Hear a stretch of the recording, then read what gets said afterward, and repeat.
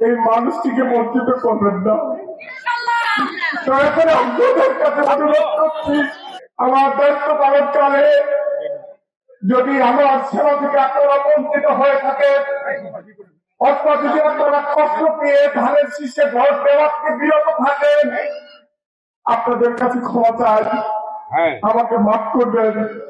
যদি মাফ নাও করেন, আমার কাছে প্রতিশোধ দেবেন। এই মানুষটিকে বঞ্চিত করবেন না।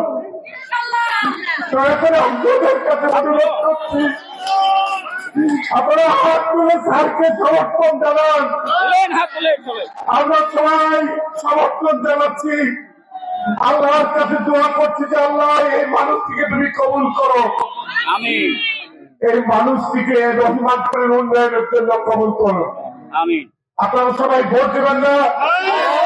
আমরা এই দোয়া আল্লাহর কাছে করছি, আল্লাহ আমাদের ভোটগুলিকে তুমি কবুল করো। আমিন।